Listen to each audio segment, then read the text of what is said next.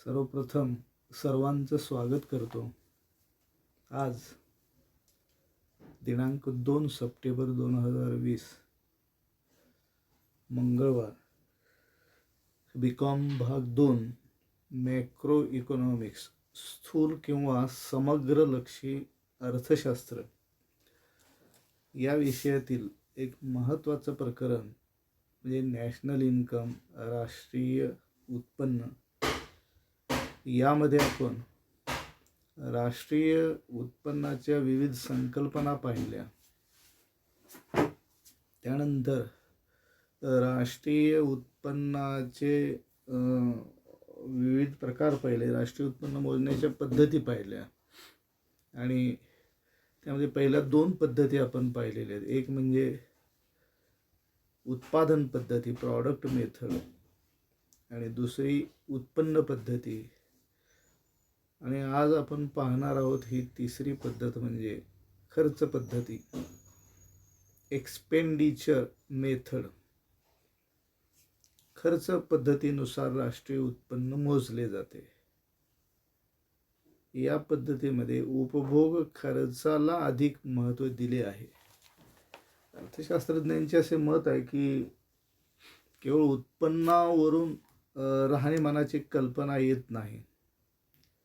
ज्याचे उत्पन्न जास्त आहे त्या व्यक्तीचे राहणीमान उच्च दर्जाचे असेलच असे नाही. आणि म्हणून वास्तवात आढळून येणारी परिस्थिती म्हणजे उपभोग खर्च ज्यांचा जास्त, साहजिकच त्यांचा राहणीमानाचा दर्जा हा जास्त येतो, उच्च असतो. या दृष्टिकोनावर आधारित ही पद्धती आहे.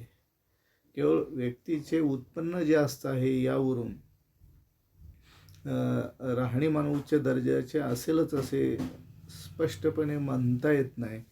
आणि म्हणून ही पद्धत वापरल्यानंतर आपल्या देशातील नागरिकांच्या राहणीमानाची पुरेपूर कल्पना येते. आणि म्हणून राष्ट्रीय उत्पन्न या पद्धतीने मोजत असताना देशातील नागरिकांचे व्यक्तिगत उत्पन्न, देशातील लोकांचे उत्पन्न, व्यक्ती, कुटुंबे, उत्पादन संस्था यांच्या उत्पन्नाची बेरीज केली जाते. तसेच सरकारच्या खर्चाची बेरीज केली जाते. जे व्यक्तिगत खर्च, कुटुंबांचा खर्च, संस्थांचा खर्च, सरकारचा खर्च, या सर्वांनी केलेल्या खर्चाची बेरीज केल्यानंतर जो आकडा मिळतो त्यास राष्ट्रीय उत्पन्न असे म्हणावे, असे या पद्धतीनुसार सुचवले जाते. खऱ्या अर्थानं लोकांनी पैसा खर्च करणे महत्त्वाचे आहे आणि त्यावरूनच राहणीमान उच्च दर्जाचे आहे हे सिद्ध होते. कारण देशातील, समाजातील सगळ्या आर्थिक क्रियांची प्रेरणा राहणीमान उंचावणे ही आहे. आणि म्हणून त्याची नीट कल्पना येण्यासाठी देशातील व्यक्ती, संस्था, कुटुंबे, सरकार यांनी केलेल्या खर्चांची बेरीज केली असता जो आकडा प्राप्त होतो त्यास राष्ट्रीय उत्पन्न असे म्हणतात. नॅशनल इन्कम हेच समीकरणाच्या भाषेत आपल्याला या पद्धतीनं स्पष्ट करता येईल. National income is equal to private expenditure plus government expenditure plus investment. Investment means private investment and government investment. Investment into capital goods. This is expected. So the equation is national income is equal to private expenditure plus government expenditure plus investment by private sector and government sector. या कारण व्यक्ती विविध वस्तू आणि सेवांची खरेदी करत असतात, संस्था करत असतात, कुटुंब करत असतात, सरकार देशातील करत असते. आता भारतासारख्या देशात तर 2 पसंग राज्य व्यवस्था आहे. यामध्ये राज्य सरकार खर्च करते आणि केंद्र सरकारसुद्धा खर्च करते. या 2 सरकारांच्या खर्चाची बेरीज केली जाते. याशिवाय भांडवली वस्तूंचे उत्पादन करण्यासाठी खाजगी व्यक्ती गुंतवणूक करतात आणि सरकारसुद्धा गुंतवणूक करते. तर गुंतवणुकीची ही रक्कम राष्ट्रीय उत्पन्नात समाविष्ट केली जाते. खाजगी गुंतवणूक आणि सरकारी गुंतवणूक या दोन्हींचीही गुंतवणुकीची रक्कम ही राष्ट्रीय उत्पन्नामध्ये समाविष्ट केली जाते. कारण लोकांनी खर्च केल्यानंतर जी रक्कम शिल्लक राहते ती रक्कम अर्थातच बचत असते. That amount is as A saving amount.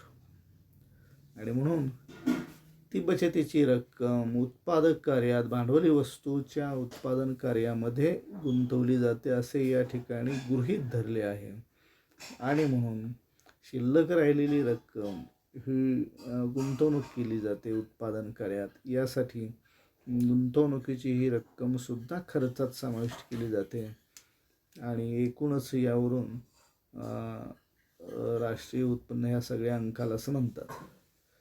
आता मग एका विशिष्ट वर्षात, एका विशिष्ट देशात व्यक्ती, कुटुंबे, संस्था, सरकार, राज्य सरकार, केंद्र सरकार यांनी केलेल्या खर्चाची बेरीज म्हणजे राष्ट्रीय उत्पन्न होय, असे या पद्धतीवरून सुचवले जाते. मग आता राष्ट्रीय उत्पन्न मोजत असताना आपल्याला पाहिजे या आकड्यावरून आपल्याला लोकांच्या आणि नागरिकांच्या राहणीमानाच्या दर्जाची कल्पना येते. राहणीमानाचा दर्जा उंचावणे हे सगळ्या आर्थिक क्रियांचे एक मूलभूत आधारभूत तत्व आहे. त्यासाठी सगळेजण उत्पादन कार्यामध्ये सहभागी झालेले असतात. राहणीमानाचा दर्जा जास्तीत जास्त उंचावणे ही खूप व्यापक अशी गोष्ट आहे आणि म्हणून लोक या अर्थाने या ठिकाणी उपभोगावरती खर्च करत असतात. आता या पद्धतीने जे राष्ट्रीय उत्पन्न मिळते तर त्या पद्धतीने राष्ट्रीय उत्पन्न मोजत असताना काही मर्यादा आहेत, दक्षता घ्याव्या लागतात, अडचणी विचारात घ्याव्या लागतात.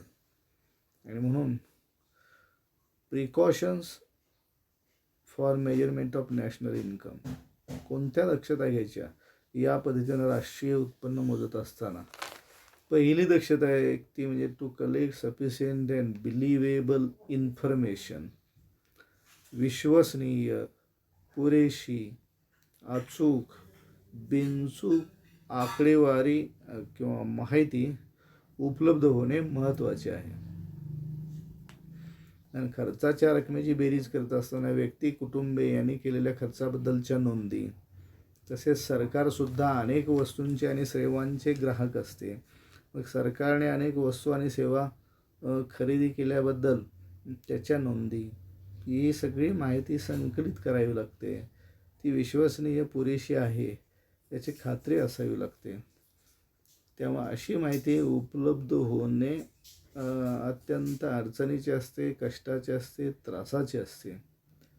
जिथं जास्तीत जास्त पद्धतीनं अशा प्रकारे माहिती उपलब्ध होत असेल तिथं या पद्धतीनं राष्ट्रीय उत्पन्नाचं मोजमाप योग्य ठरते. त्यानंतर दुसरी अडचण आहे ती म्हणजे टू अवॉइड डबल मेजरमेंट. राष्ट्रीय उत्पन्नाचे खर्च पद्धतीनुसार मापन करत असताना ही एक अडचण आहे की टू अवॉइड डबल मेजरमेंट. दोनदा मापन वस्तूंचे आणि सेवांचे होऊ शकते. तर ते टाळण्यासाठी टाळण्याचा प्रयत्न या पद्धतीमध्ये केला पाहिजे. 2 वेळा किंवा दुहेरी मापन कोणत्याही परिस्थितीत होऊ नये. At any cost we have to avoid double measurement of expenditure of persons or institutions or government. To fully avoid this double measurement, the possibilities of double measurement of income, हे दुहेरी मापन होऊ नये ही काळजी घ्यायला पाहिजे. दुसरं असं की तिसरा मुद्दा आहे की new investment includes national income. नवीन गुंतवणुकीचा समावेश राष्ट्रीय उत्पन्नात केला पाहिजे.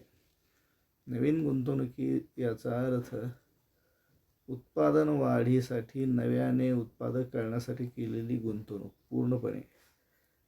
तर त्याचा राष्ट्रीय उत्पन्नात म्हणजे new investment includes national income. हे नव्यानं जी केलेली गुंतवणूक आहे म्हणजे भांडवली साधनसामुग्री विकत घेतलेली असते एखाद्या व्यक्तीने किंवा सरकारने उद्योग व्यवसाय सुरू करण्यासाठी, तर त्या गुंतवणुकीच्या रकमेचा राष्ट्रीय उत्पन्नात समावेश केला पाहिजे. त्यानंतर यातला चौथा मुद्दा येतो म्हणजे deduction of tax amount from national income. राष्ट्रीय उत्पन्नातून कर रकमेची वजावट केली पाहिजे. तर उत्पादकांना बराच कर पहिल्यांदा भरावा लागतो. इनडायरेक्ट टॅक्स हा पहिल्यांदा उत्पादकांना भरावा लागतो आणि नंतर त्यांना परतावा मिळतो GST मध्ये. आणि म्हणून असा परतावा जर मिळायचा असेल तर deduction of tax amount from national income म्हणजे कर रकमेची वजावट करायला पाहिजे. हे अडचण आहे राष्ट्रीय उत्पन्नाचे मापन करताना. प्रत्येक उत्पादकाचा विक्रेत्याचा टॅक्स किती आहे हे आपल्याला कळले पाहिजे. तर त्याचा या ठिकाणी इन्व्हेस्टमेंट करता येईल आणि इन्व्हेस्टमेंट केली तर त्या इन्व्हेस्टमेंटचा समावेश राष्ट्रीय उत्पन्नात करता येतो आहे. भांडवली साधनसामग्रीत नव्याने केलेली गुंतवणूक ही राष्ट्रीय उत्पन्नात समाविष्ट करतात.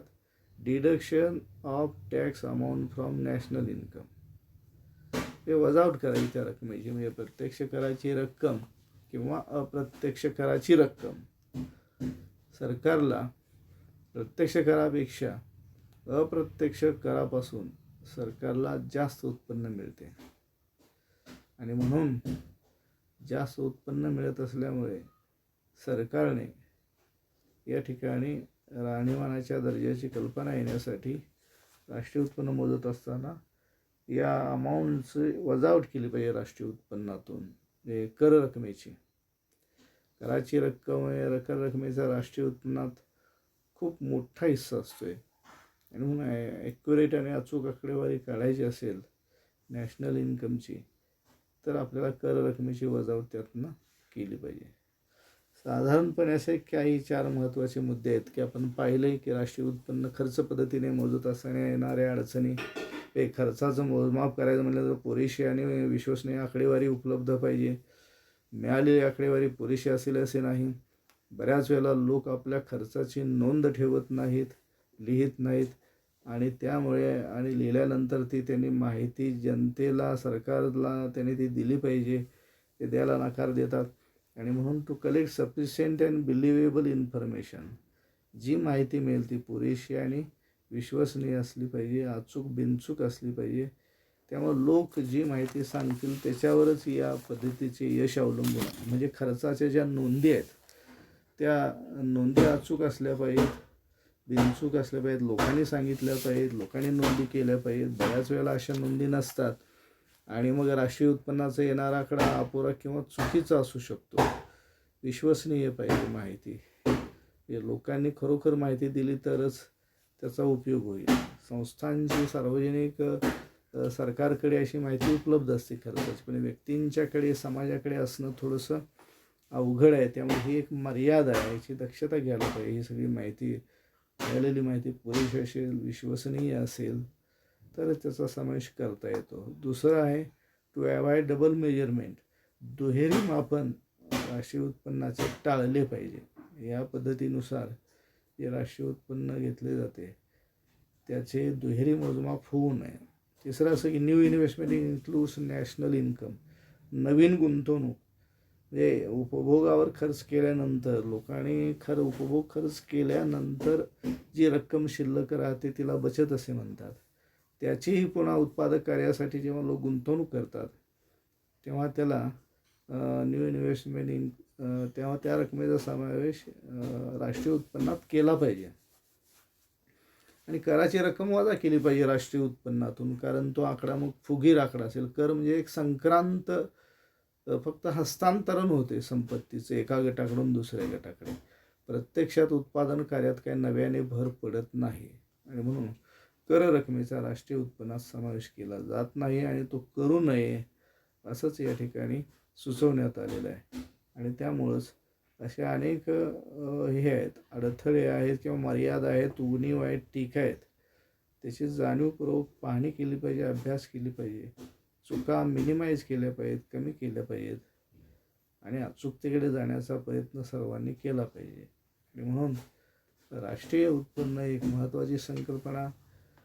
ही तिसरी संकल्पना. राष्ट्रीय उत्पन्न मोजत असताना परीक्षेला अनेक वेळेला यावरती प्रश्न येतोय, राष्ट्रीय उत्पन्न मापनाच्या पद्धती सांगा किंवा राष्ट्रीय उत्पन्नाचे मापन करण्याची योजना स्पष्ट करा, राष्ट्रीय उत्पन्न मोजमाप करण्याची यंत्रणा स्पष्ट करा. तर यावेळेला आपल्याला हे सांगता आलं पाहिजे की राष्ट्रीय उत्पन्न मोजत असताना वेगवेगळ्या पद्धतींचा वापर केला जातो आणि त्यानुसार राष्ट्रीय उत्पन्न मोजण्यात येते. अशा रीतीने आपण पाहिलं की खर्च पद्धत म्हणजे काय, तर एका विशिष्ट वर्षात विशिष्ट देशात व्यक्तींनी केलेला खर्च, कुटुंबांनी खरेदीवर केलेला खर्च, सरकारने खरेदीवर केलेला खर्च, राज्य आणि केंद्र सरकारने खरेदीवर केलेला खर्च यांची बेरीज केली असता जो आकडा मिळतोय त्याला राष्ट्रीय उत्पन्न असे म्हणावे. फक्त हा आकडा खर्चावरून तयार झालेला आहे, म्हणजे अधिक एक वेगळा दृष्टिकोन मांडलेला आहे या पद्धतीमध्ये. आणि म्हणून एक निश्चितच एक आगळी वेगळी पद्धत आहे. तरीसुद्धा उत्पादन पद्धती, उत्पन्न पद्धती आणि खर्च पद्धती या तीन पद्धतींचा एकत्रित विचार केला तर प्रत्येक देशाने किंवा संस्थेने आपली योग्यता पाहून आपण या ठिकाणी रक्कम उत्पन्नाच्या बाजूला समाविष्ट केली पाहिजे. त्या सरकारची स्कॉलरशिप वगैरे वेगवेगळ्या विद्यार्थ्यांना येत असते, स्कॉलरशिपची रक्कम. त्या दृष्टिकोनातून यांना अधिक सतर्क राहावे लागते प्राथमिक विभागातील शिक्षकांना. धन्यवाद.